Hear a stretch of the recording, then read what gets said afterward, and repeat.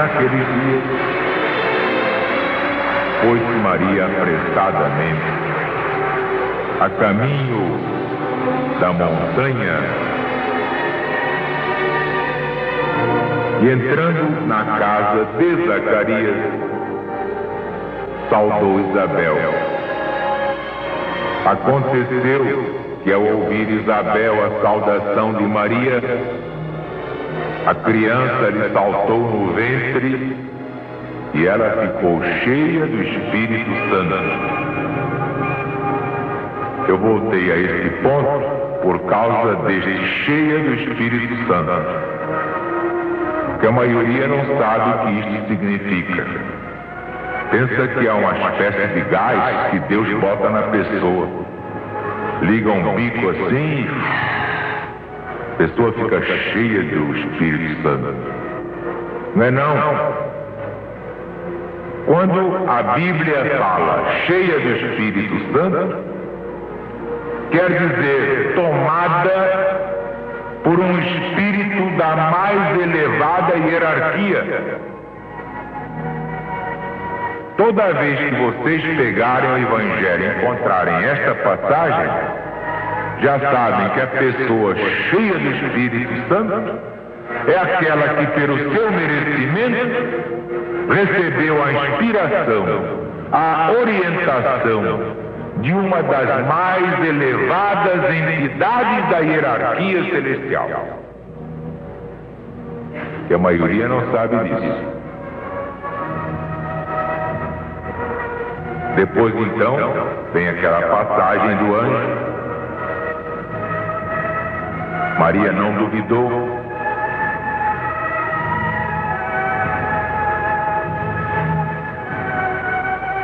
Pronunciou as palavras do seu cântico, chamado Magnificat. Passou a história com esse nome, Magnificat. Ficou em companhia de Isabel cerca de 3 meses e depois voltou para sua casa. Entremente chegou a época em que Isabel havia de dar à luz e lhe nasceu filho. Seus vizinhos e parentes, tendo sabido que o Senhor lhe fizera uma grande misericórdia, se congratularam com ela. No 8º dia, como trouxessem um menino para a circuncisão e lhe quisessem pôr o nome de Zacarias, que era o nome do seu pai, Isabel lhes falou: não, o nome do menino será João. Responderam: mas não há na vossa família quem tem esse nome de João? Então, por acenos, perguntaram ao pai do menino como queria que o menino se chamasse. Zacarias ainda estava mudo e ficaria até cumprir a sua prova. Mas Zacarias pediu uma tabuinha de cera e escreveu: João é o seu nome. Este fato encheu de espanto a todos os presentes. Pois bem, no mesmo instante se lhe abriu a boca, soltou-se-lhe a língua e ele começou a falar, dando graças a Deus.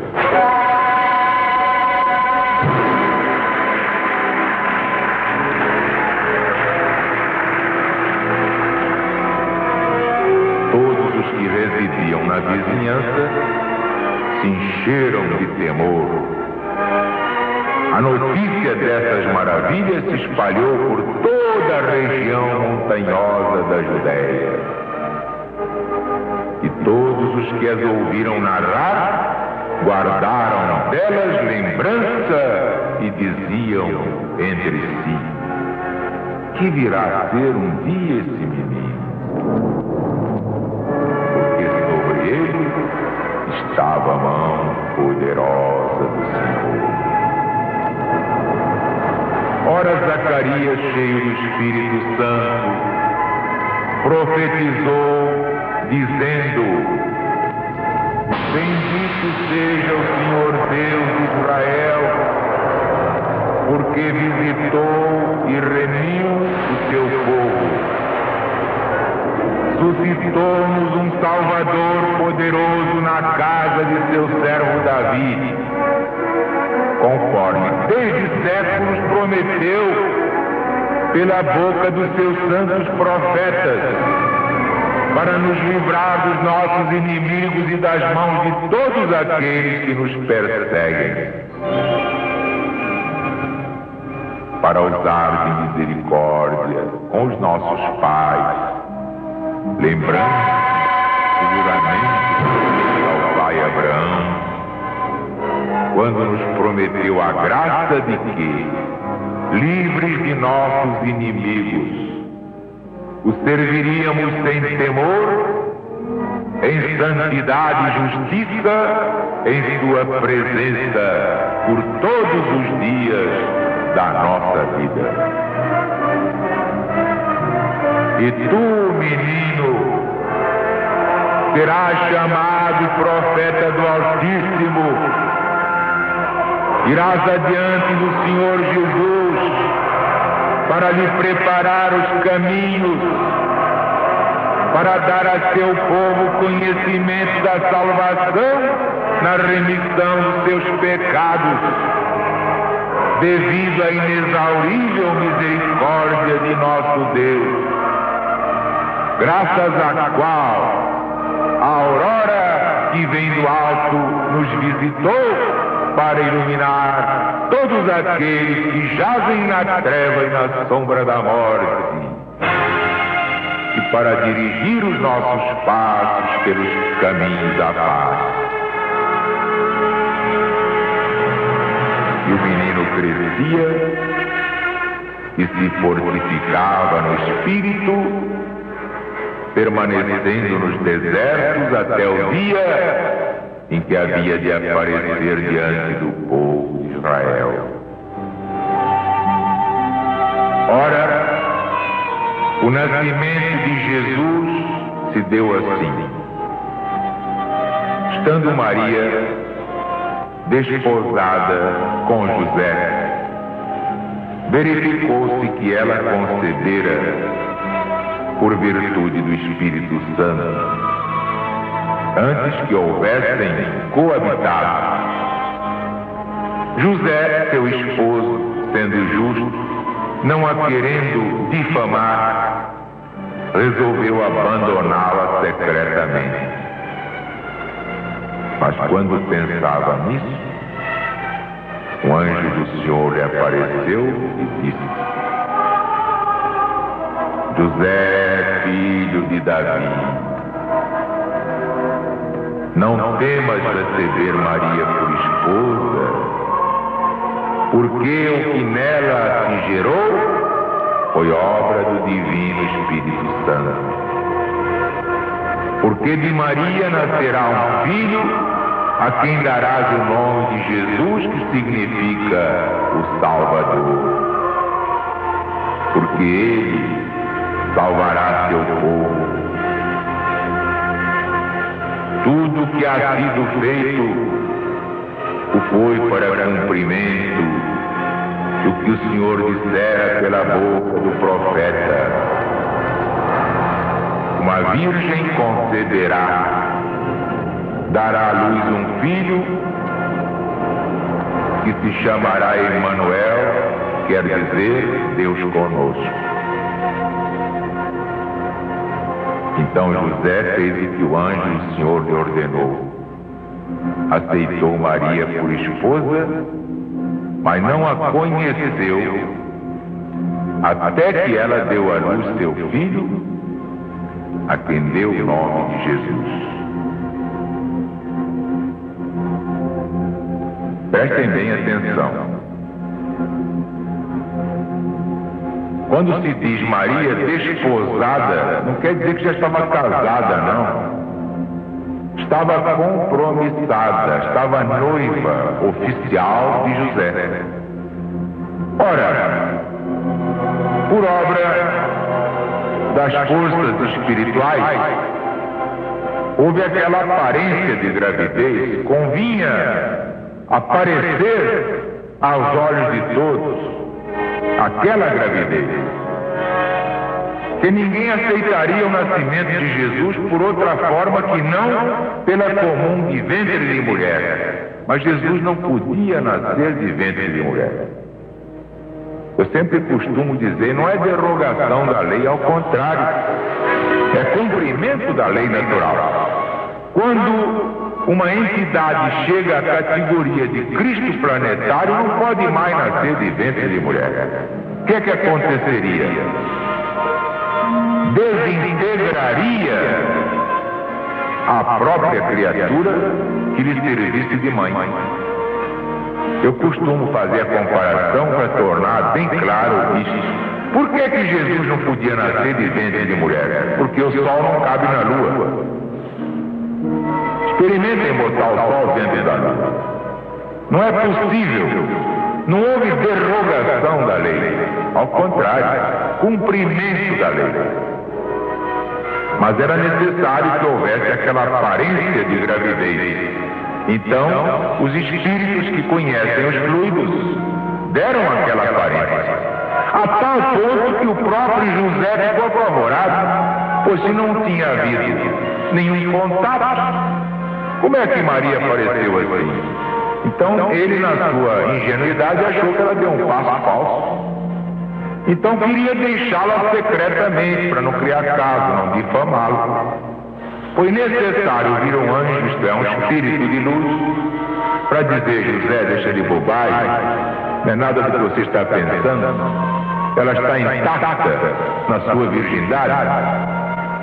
Vai nascer uma criatura que darás o nome de Jesus, assim, porque realmente significa Salvador, e salvará seu povo. Jesus não nasceu pelos processos comuns, por isso é que Maria era virgem.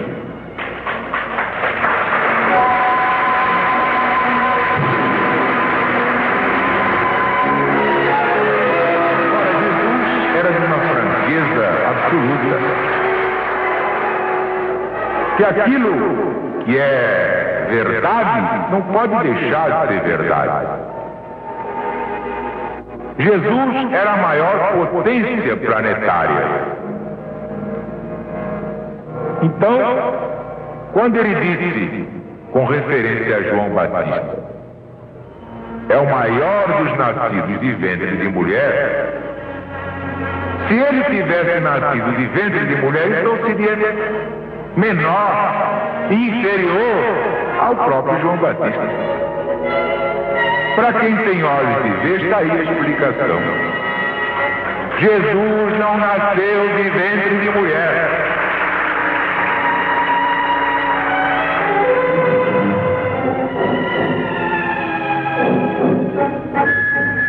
Está aí, está explicado.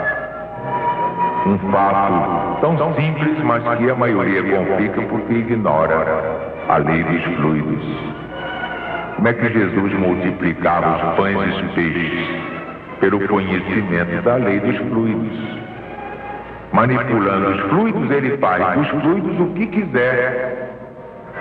Quanto mais pão e peixe.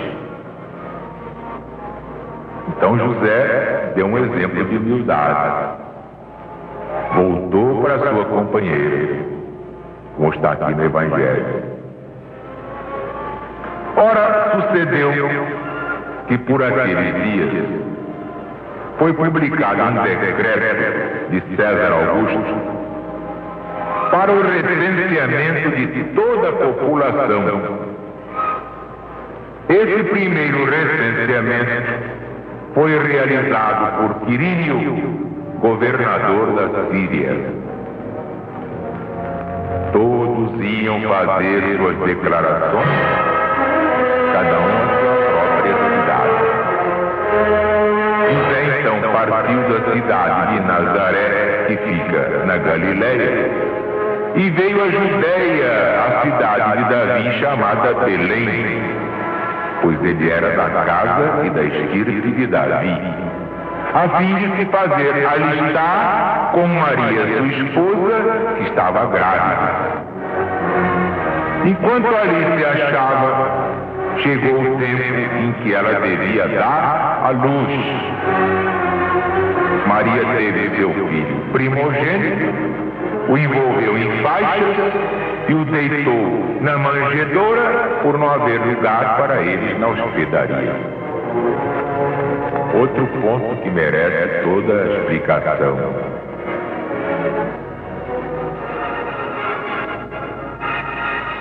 Enquanto ali se achava, chegou a hora de dar à luz. Então Maria teve seu filho primogênito.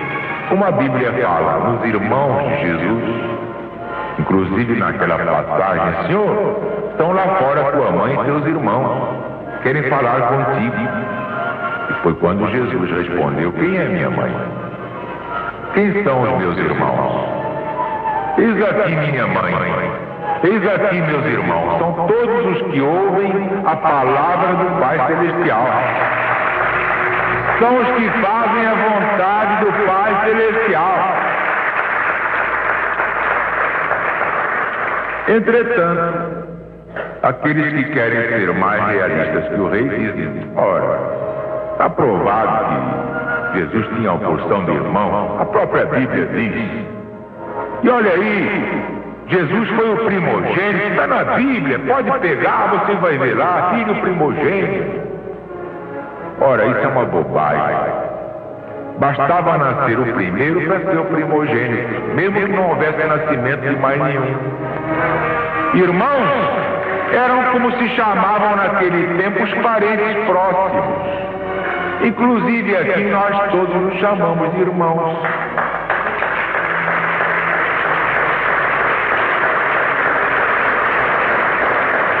Agora imagine se minha mãe fosse mãe de todos vocês.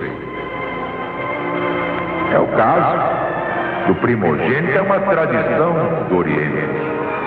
E era tão grande essa tradição, vou dar um exemplo, que para isso eu nasci nessa linha, para dar a verdade todinha. Rimou e é verdade. O primogênito tem tanto valor para o oriental que ele passa a tomar o nome da mãe. O nome da mãe desaparece. Por exemplo, Habib é o nome do primogênito. Digamos que o nome da mãe dele seja Mariana. No justo instante em que nasce o primogênito, ela deixa de ser Mariana para ser Habib, quer dizer, a mãe de Habib. É verdade ou não é? Está aí um homem que conhece o assunto. De modo que o fato de Jesus ser o primogênito não quer dizer que tivesse outros irmãos filhos da Virgem Santíssima. Absolutamente. E quanto aos irmãos, eram os primos, eram os parentes próximos e eram os discípulos, porque também todos se chamavam assim, irmãos, como na LBB.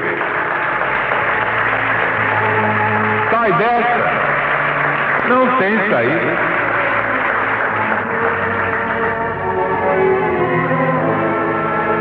Entretanto, existem muitos livros de homens coitados, materialões, que examinam tudo ao pé da letra, transcrevem esses trechos dizendo: olha aí, a própria Bíblia se encarrega de provar que Maria não era virgem, que Jesus tinha outros irmãos. Jesus era apenas o primogênito, o mais velho, o que nasceu primeiro.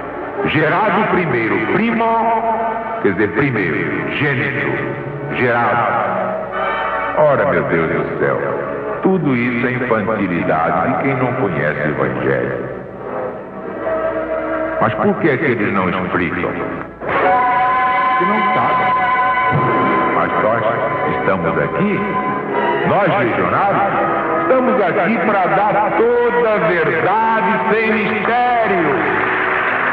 E o povo não quer saber de mistério, o povo quer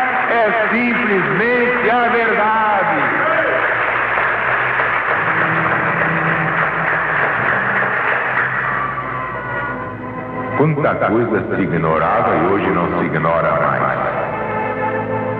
Quantos tabus a LBV já liquidou? Há outros que eu ainda não posso mexer neles. Não é falta de coragem porque vocês sabem que eu não tenho medo de nada. Mas é que eu estou preparando a mente do povo para poder receber. Assim como foi o novo mandamento. Levamos 10 anos preparando os caminhos até dizer, bom, agora o pessoal está preparado. Então vamos revelar o novo mandamento. Vamos ver o que ele significa. E agora todos aceitam e compreendem perfeitamente. Então viva a LBV! Viva o PBB!